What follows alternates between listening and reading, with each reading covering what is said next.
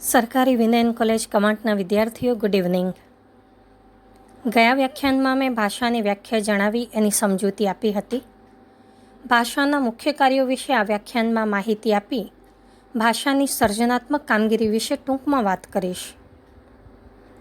ભાષાના મુખ્ય કાર્યો આ મુજબ છે.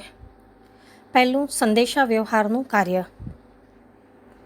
રોજબરોજના સામાન્ય વ્યવહારમાં સંદેશાની આપ-લેનું કાર્ય ભાષા દ્વારા આપણે કરીએ છીએ.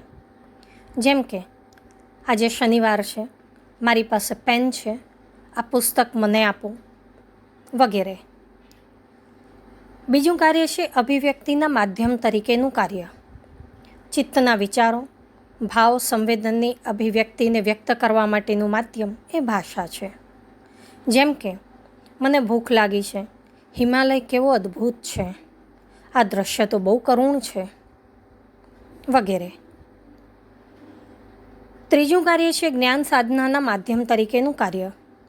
વિજ્ઞાન, તત્વજ્ઞાન, ઇતિહાસ, સમાજશાસ્ત્ર, ગણિત જેવી વિવિધ વિદ્યાશાખાઓમાં થયેલ દરેક વિચારણા, તર્ક, દાખલા, દલીલો, સૂત્રો, વિવરણો વગેરે બધું જ સાચવી સંરક્ષી રાખવાનું માધ્યમ એ ભાષા છે. ભાષા વિના આ જ્ઞાન પેઢી દર પેઢી સંક્રાંત કરી ન શકાય. વર્ષો સુધી સાચવી રાખવાનું કામ અશક્ય બને. આજે આપણે ઘણા વર્ષો પહેલાં લખાયેલા પુસ્તકો પણ વાંચી શકીએ છીએ. એનું કારણ જ્ઞાન સાધનાના માધ્યમ તરીકે ભાષાની કામગીરી છે. ભાષાનું ચોથું કાર્ય છે સ્થળ અને સમયની હેરફેરનું. ભાષા દ્વારા સ્થળ અને સમયની હેરફેરનું કાર્ય સરળ બને છે. વર્ષો પહેલાં લખાયેલા પુસ્તકો, દસ્તાવેજો, પત્રો વગેરે આજે વાંચી શકીએ છીએ. જો લખાયા ન હોત, લિપિબદ્ધ ન થયા હોત, લિપિમાં લખાઈને સચવાયા ન હોત તો આજે આપણા સુધી એ પહોંચી ન શકત. ભાષાની સાથે સાથે લિપિ પણ એટલું જ મહત્ત્વની બને છે. તે જ રીતે આજે ઘણા કિલોમીટર દૂર પણ પત્ર દ્વારા સંદેશો, સૂચના, માહિતી, આદેશ મોકલી શકીએ છીએ એ ભાષા દ્વારા. આ રીતે સમય અને સ્થળની હેરફેર શક્ય બને છે. ભાષાનું પાંચમું કાર્ય છે સામાજિક વ્યવહારનું. સમાજમાં રહીને સમાજના સભ્યો સાથે લાગણીનો અનુબંધ સ્થાપિત કરવાનું કામ પણ ભાષા દ્વારા થાય છે. ક્યારેક કોઈ માહિતી, વિચાર, સૂચના કે લાગણી વ્યક્ત કરવાની ન હોય તો પણ અમસ્તા, કેમ છો, મજામાં, આવ્યા, બસ જવું છે, સુપ્રભાત, નમસ્કાર જેવા ઉદ્બોધનો દ્વારા માત્ર સામાજિક અનુબંધને દ્રઢ કરવાનું કાર્ય કરવામાં આવે છે. ભાષાની એક બીજી અન્ય મહત્ત્વની કામગીરી છે સર્જનાત્મક અભિવ્યક્તિની. ભાષામાં સર્જન કરવામાં આવે છે એટલે કે ભાષા એ સર્જનાત્મક અભિવ્યક્તિનું માધ્યમ પણ બને છે. ભાષાની સંરચના સંગઠિત છે. ભાષાનું વ્યાકરણ ઘણે અંશે ચુસ્ત છે. ભાષાનું મહત્ત્વનું લક્ષણ યાદૃચ્છિકતા છે. આ યાદૃચ્છિકતા ભાષાની આંતરિક સંરચના અને ભાષા દ્વારા થતા વાક્ય પ્રયોગ બંને કક્ષાએ પ્રભાવી રીતે સર્જનાત્મકતા માટેની તક પૂરી પાડે છે. યાદૃચ્છિકતા એટલે સ્વચ્છંદતા કે અતંત્રતા નહીં. યાદૃચ્છિકતા એટલે ભાષકને મનમરજીથી પસંદ કરવાનો, કશુંક નિર્ધારણ કરવા માટેનો એ અવકાશ આપે છે. મને લાગે છે કે મારે આ યાદૃચ્છિકતાના મુદ્દાને થોડા વધારે વર્ણનાત્મક, વિવરણાત્મક બનીને સમજાવવો જોઈએ. યાદૃચ્છિકતા એટલે મનમરજીથી પસંદ કરવા માટેની મોકળાશ. શું પસંદ કરવું? સમજાવું. ભાષાતંત્રના કેટલાક મુખ્ય ઘટકો છે, કેટલાક સ્તર છે. સૌથી પહેલાં આવે છે ધ્વનિતંત્ર, ધ્વનિ સંકેતો. ધ્વનિતંત્રમાં આ ધ્વનિ સંકેતો રહેલા છે. આ ધ્વનિ સંકેતોને અર્થ હોતો નથી. ગુજરાતી ભાષાના માન્ય ધ્વનિ સંકેતો કયા છે? ક, ખ, ગ, ઘ વગેરે. આખો કક્કો અને સ્વર અ, આ, ઈ, ઉ વગેરે બધા જ. આ ધ્વનિ સંકેતો ગુજરાતના સામાજિક જૂથના સભ્યોએ પસંદ કર્યા છે. જુદી જુદી ભાષાને બોલનારા ભાષકોનું સામાજિક જૂથ જુદા જુદા ધ્વનિ સંકેતોને અપનાવે છે. જેમ કે હિન્દી ભાષામાં ળ નથી, જ્યારે ગુજરાતી ભાષામાં છે. ગુજરાતી ભાષામાં વ માટે એક જ વર્ણ છે, તો અંગ્રેજી ભાષામાં વી અને ડબલ્યુ બંને વ માટે વપરાય છે. જે રીતે ભાષાના ભાષકોએ પોતાની રીતે ધ્વનિ ઘટકો પસંદ કરીને પોતપોતાનું ધ્વનિ તંત્ર સ્વીકાર્યું છે. આ ધ્વનિતંત્ર દરેક ભાષાએ, દરેક સામાજિક જૂથે જુદું જુદું છે. ઉચ્ચારણનું સ્થાન પણ જુદું જુદું જોવા મળે છે અને ધ્વનિ સંકેતોના ભેદક ધર્મો, જુદા જુદા ભેદક ધર્મો ધરાવતા હોય એવા ધ્વનિ સંકેતો પણ જુદા જુદા જોવા મળે છે. એની ચર્ચા અત્યારે હું બહુ ઊંડાણથી નથી કરતી, કારણ કે TYBAમાં ચર્ચવાનો મુદ્દો છે. અત્યારે પ્રાથમિક લેવલે, પ્રાઇમરી ધોરણે એની ઊંડાણમાં હું નથી લેતી.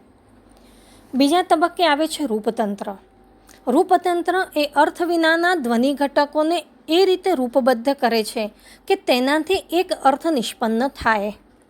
એટલે કે રૂપતંત્રના રૂપ ઘટકોને અર્થ છે. જેમ કે અ, ક, મ, ળ વગેરે ધ્વનિ ઘટકોને કોઈ અર્થ નથી, પણ ક વત્તા અ વત્તા મ વત્તા અ વત્તા ળ વત્તા અ ભેગા થઈને આ ધ્વનિ ઘટકોને એક સાથે સાંકળીને એક અર્થવત શબ્દ બનાવવામાં આવે છે, કમળ. કમળ એ રૂપ ઘટકનો ભાગ છે, રૂપ ઘટક છે. જે રીતે ધ્વનિ સંકેતો કે ધ્વનિ ઘટકોનું અર્થવત રૂપ ઘટકમાં પરિણમવું એ રૂપતંત્ર છે. શબ્દને આપવામાં આવેલો અર્થ પણ યાદૃચ્છિક છે. ધ્વનિ સંકેતોનું સંયોજન પણ યાદૃચ્છિક છે. કોઈ ચોક્કસ પ્રકારના ફૂલને એક ભાષામાં કમળ કહે છે, બીજી ભાષામાં લોટસ કહે છે. પદાર્થો માટે નક્કી થયેલી વિભાવના યાદૃચ્છિકતાના ધોરણે નક્કી થઈ શકે છે. એટલે કે કોઈ શબ્દ માટે રૂઢિથી દ્રઢ થયેલો અર્થ વિશ્વની બધી ભાષાઓમાં એક સમાન હોતો નથી. એટલે કે શબ્દ અને અર્થ સંકેતો છે, ચિહ્ન છે. શબ્દ પર અર્થનું આરોપણ કરવામાં આવેલું હોય છે. શબ્દ અને અર્થ વચ્ચે સીધો સરવાળો કરી શકાય એવો કોઈ સીધો સંબંધ હોતો નથી.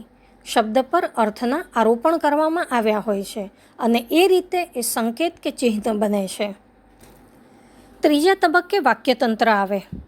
વાક્યની એક નિશ્ચિત આંતરિક સંરચના છે જેમાં ફેરફાર થઈ શકતો નથી, પણ એ આંતરિક સંરચનાના આધારે જે બાહ્ય સંરચના ઘડાય છે, એટલે કે જે વાક્ય બને છે તેમાં ફેરફાર શક્ય છે. વિસ્તારથી સમજાવું તો ગુજરાતી ભાષાનું વાક્ય રચનાનું માળખું એટલે કે આંતરિક સંરચના કર્તા, કર્મ, ક્રિયાપદના ક્રમને અનુસરે છે. એટલે કે પહેલાં કર્તા આવે, પછી કર્મ, પછી ક્રિયાપદ આવે. દાખલા તરીકે રામે લક્ષ્મણને કહ્યું, સરોજે પુસ્તક વાંચ્યું. પણ આ